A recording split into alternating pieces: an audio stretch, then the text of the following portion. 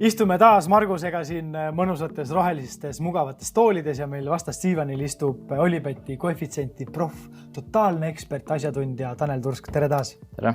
Meil on vaja sinuga lahti arutada siis selle nädala paremad spordisündmused ja nendega kaasas käivad koefitsiendid. Ma juba siin spikrist natukene vaatan, et meid on ootamas ees Inglismaal üks ajalooline ja verine lahing Liverpooli ja Manchester Unitedi vahel. Mida Olipet ennustab sellele mängule? Et me peame päris selgeks favoriidiks Liverpooli, et nende võit tooks 1 euro vastu siis 1,42 eurot. Ja kui keegi usub Unitedisse, siis nende võit tooks raha tagasi 7,9 kordselt. Pärast viimaseid mänge ma kahtlustan, et keegi ei usu enam Unitedisse. No viimane mängu Ronaldo pani just hätaka ju, võiks ju just uskuda. Ja, aga ta lastakse ju ka lahti sealt, kui uus peatreener tuleb. Et sellega seonduvalt meil ongi ka seoses selle Ronaldo kübaratrikkiga ja siis sellega, et Salale eelmises United Liverpool mängus kübaratrikki on meil siis erihind, oliboost, et Salah ja Ronaldo teevad mõlemad vähemalt 2 rööki raamidesse hinnaga 10. See on väga hästi. See on väga hea. See on väga tõenäoline. Ja. Nii, aga meil on veel ju ees ootamas Londoni derbi Chelsea ja Arsenal. Siin vist ka nagu väga üllatusi ei ole koefitsientide osas. Ja, esineliku heitlus Premis on pingeline, et Chelsea on selles mängus favoriit. Nemad on enam-vähem kindlasti seal esinelikus lõpetamas, aga Arsenal on üks siis 3-4 tiimist, kes üritab seda viimast 4. kohta saada. Et üks on United, siis on Tottenham, kes on hetkel siis liidripositsioonis selles võitluses ja siis on ka Arsenal, kes on viimasest 5 mängust nüüd 4 kaotanud ja oma hea positsiooni minetanud. 6. kukkunud, jah. Ja kaotanud Southamptonile, Brightonile ja Crystal Palace'ile selle siis seeria jooksul, et päris piinlik. Ja Itaalias karikas on mängus ja oleme jõudnud otsapidi poolfinaalideni. Teisipäeval õhtul ootab meid ees tõeline maiuspala, mis on Milano siseasi. Jah, avamäng 0-0 Interi ja Milani vahel. Võõrsil värava reegel kehtib seal, kus juures, kuigi mängivad samal staadionil. Kodustaadionil mõlemad. Et see annab väikse trumbi Milani kätte, aga meie hindame ikkagi, et see edasipääs on üsna 50-50. Et Inter on nii palju siis tugevam ikkagi meie silmis. Nende mänguvõidu koefitsient normaalajal on 1,97 ja edasipääsu koefitsient on 1,81. Milan tooks raha tagasi 3,7 kordselt. Ja Milani edasipääs tooks siis raha tagasi 1,89 kordselt. Ja teine põnev mäng on Juventus Fiorentina. Fiorentina kaotas esimene mängu, seal on üsna nagu selge, et Juventus on suur favoriit finaali pääsuks. Et nende finaali pääs on koefitsient 1,17 ja mänguvõit on 1,74. Ja lähme nüüd siis teema juurde, mis huvitab rohkem kodumaa kodanikke. Tulemas on siis suur kohtumine, kõige suurem kohtumine Eesti jalgpallis, kus siis Flora ja Levadia lähevad omavahel vastamisi. Kuidas on sul jõudnud koefitsiendid sinuni selle koha pealt? Hetkel veel koefitsiendid ei ole valmis selleks pühapäevaseks mänguks. No nii suurt asja peab ikka pikalt ette ka valmistama, et siin ei saa rapsima hakata. Aga kindlasti nädala jooksul need ilmuvad. Aga mis on sinu enda ennustus? No, ma usun, et võib-olla isegi kindlasti tuleb väga tasavägine koefitsient. Mõlemad meeskonnad on kindlasti üle 2-kordse tagasimaksega. Et pigem näiteks superkarikas hindasime lõpuks favoriidiks Levadiat. Et ma usun, et nad tulevad siin mõlemad 2.30 kuni 2.50 kanti umbes, et see on nagu väga tõsine ja väga võitlus ja seda mängu ma tahan kindlasti vaadata. Ja kõige suurem purakas, mis nädalavahetusel lahti rullub, neid on väga palju, väga tihe spordinädal tuleb, aga asi, mis võib-olla meelitab kõige rohkem eestlasi sporti vaatama tänasel päeval, on WRC ralli ja loomulikult on ju stardijoonel Ott Tänak. Ja kuidas selle näruse Hyundai'ga Oti šansse Horvaatia ralli linnatakse? Viimane ralli tundus juba natukene teravam see asi, et hindame ta võimaluse tegelikult väga heaks, et hetkel tema rallivõidu koefitsient on 5,25 ehk siis 10 eurot tooks tagasi 52 eurot ja 50 senti. Aga favoriidiks hindame hetkel tema tiimikaasast Thierry Neuvilli ja siis Toyota sõitjat Elvin Evansit. Ja Rovanperat kuidas hinnatakse selle aasta komeet ikkagi? Hetkel 5,55. Natuke kehvem siis kui Otil see koefitsient. Ja üllatuskoefitsiente? No, kui üllatusvõitjat oodata, siis võib-olla Priin on üks variant, tema koefitsient on 6,50, aga eestlased tahavad näha Ott Tänaku võitu ja selle jaoks me oleme teinud ka mõned ahvatlevamad hinnad. Nii, kuulame huviga. Et üks oliboost, mida me pakume, ehk siis erihind, Ott Tänak võidab ralli ja Power Stage'i, see on koefitsiendiga 25. No on oma elu jooksul nii mõnegi niisuguse tuubli teinud. Jah, ja teine variant, kui usud, et Ott on kiire, aga auto ei pea vastu, siis Ott Tänak võidab enim katseid, pakume koefitsiendiga 8. Sinna ma viskan peale. No kui see hübriid ajame jälle ei hakka mingit punast tuld näitama ja mingit jauramid korraldama. Me käisime sinuga, Tanel, esimese hooga üle nüüd siis need kõige põletavamad sündmused, aga ütleme gramm võib-olla vähem põletavamaid sündmusi on maailmas toimumas veel ja loomulikult jalgpall. Mis sa tooksid veel välja selle nädala jalgpalli lahingutest? Et kui tulla veel Premier League'i juurde tagasi, siis nädalavahetusel on ka toimumas paar magusamat mängu, et mis mõjutavad just seda esineliku heitlust. Et seal rääkides suur mäng on Arsenal Manchester United, et hetkel koefitsiendid on nii, et Arsenali võit annaks raha tagasi 2,19 kordselt ja Manchester Unitedi võit annaks raha tagasi 3,5 kordselt. Ja viik oleks 3,45. Ja samal ajal siis selles esineliku heitluses on Tottenham mängimas Brentfordiga. Kes on päris hea soos. Kes on seal kaarte seganud juba ja Tottenham on näidanud, et just sellised vastased on neile tihti suur peavalu, et nad võivad võita neid suurelt ja nad võivad 0-1 kaotada. See on siis Tottenhami kodumäng. Ja West Ham võtab vastu Chelsea, üks meeskond, kes siis Euroopast lahkus ja teine, kes edasi sammub.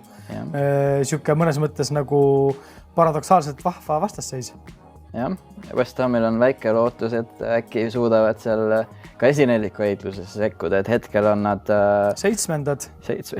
kohal 52 punktiga, aga neil on ka üks mäng rohkem peetud kui siis 4. kohal olev Tottenham, kes on 57 punkti peal. Et see on siis siin esmaspäevase seisuga. Et nende vahele mahuvad siis veel Manchester United ja Arsenal. Ja ka Saksamaal mängitakse karika poolfinaale. Et siin on põnev see, et ei ole ühtegi suurt meeskonda seal pundis põhimõtteliselt, et kõige suurem siis hetkel konkurentsis olevatest tiimidest on Leipzig, kes ei ole ajalooline hiid. Et seal on näiteks koos nendega siis veel pundis Freiburg ja Union Berlin, kes on mõlemad Bundesliga satsid. Ja siis teisest Bundesliigast on vana hiid HSV või Hamburg. Et nemad on ka hetkel selle Saksamaa karika outsider, et nende võit annaks raha tagasi 9 kordselt. Päris korralikult. Ja Hispaanias on meil karika finaal toimumas ja ka seal puuduvad suured hiiud, keda oleks võib-olla arvanud, et me finaalis näha võime. 3 suurt on puudu ja isegi Sevillat seal ei mahtunud, et kõige suurem siis meeskond, kes seal on Valencia. Aga nemad ei ole üldse selles mängus isegi favoriid, nad ei ole hetkel nii teravad, kui siin viimased 20 aastat on oldud võib-olla. Et favoriit on nende vastu minev Real Betis, nende võit siis annaks raha tagasi 1,67 kordselt ja Valencia finaali võit annaks raha tagasi 2,12 kordselt. Ja vahetame teemat, tahad sa rääkida natuke meile ka NBA-st? NBA-s möödunud nädalavahetusel algasid playoff mängud. Et enamustest favoriidid võitsid, et ainus siuke üllatuse moodi avamängu skoor oli Minnesota Timberwolvesi võit Memphis Grizzliese üle, kes siis oli Lääne konverentsi võitja Grizzlies siis. Ma vaatasin ise ka seda mängu, jaksasin vaadata ära esimese poole ja siis tuli tudu silma ja minu nagu tähelepanek võib-olla sellest mängust oli see, et Memphis väga palju sapsis ja rapsis, aga Minnesota lihtsalt rahulikult viskas oma korvid ära ja kuidagi kindlameelselt mängisid, et Memphis tahtis rohkem, aga ei tulnud välja. Nüüd tuleb kokku võtta ennast lihtsalt. See mäng kindlasti, see paar saab veel põnevaid mänge võib-olla nägema, et nagu näha, siis nad on võib-olla tasavägisemad, kui siin tabelit vaadates võiks tunduda. ja mujalt võiks mainida ära, et siis võib-olla siin eurooplaste suur lemmik hetkel Dallas Mavericks koos Luka Doncic'iga kaotas Utah Jazzile, Doncic ei mänginud, esimeses mängus ilmselt ei mängi ka teises ja eks näis, mis seisus ta üldse on. Et kas see vigastus lubab tal üldse siin Jazzi vastu millega platsile tulla, et sel nädalal teoorias on võimalus 4-0 seeria kaotada juba selle nädalaga. Et läheb napiks ja kiireks tal.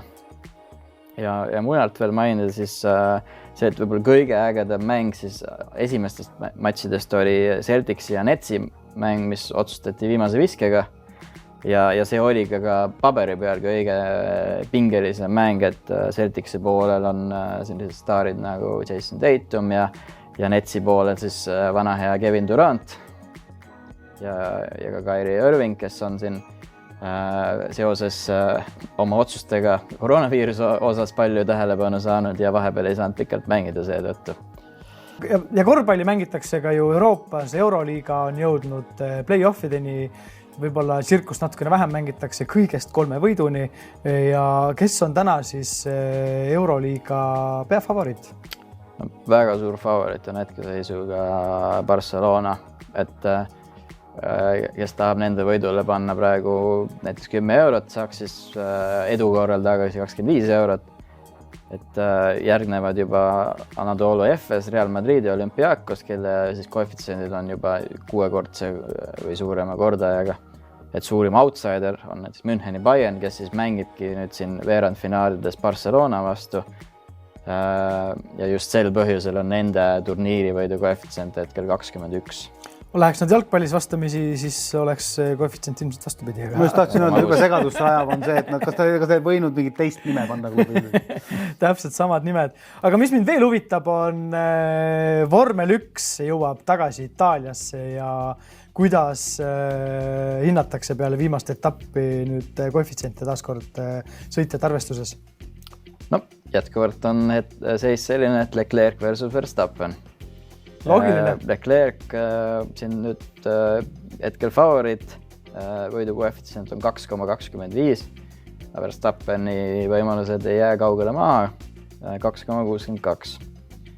Ja kui uskuda mõnda teist sõitjat, näiteks Lewis Hamiltoni, siis on võidu koefitsient 17, aga eks näis, mis see Mercedes on vahepeal teha suutnud. No ma arvan, nad on suutnud, nagu iga etapp on ikkagi seda näidanud, et nad on üles roninud järjest rohkem, et ega nad nagu sinna lõppu pikalt nagu sirkima ei jää, aga Carlos Sainzil ma vaatan on koefitsient 9 ja Sainz on ju öelnud sel aastal, et tema suur eesmärk on võita vähemalt 1 GP. Ja miks mitte Imolas? Aga miks mitte see siis jah, Emilia Romagna GP-l see esimene võit linnuki kirja saada, et lootust on. Kas sul on midagi põnevat veel, millest sa tahad kindlasti ise meile rääkida? No, võib-olla mainiks seda, et tennises on ka toimumas üht-teist põnevat, kuigi mitte veel suured turniirid algavad järgmisel nädalal Madridi Openiga. Aga sellele tehakse nüüd sooja siin, et naised mängivad VTA turniiri Stuttgartis, kus on põhilised staarid on kõik koos, seehulgas ka meie Anett Kontaveit.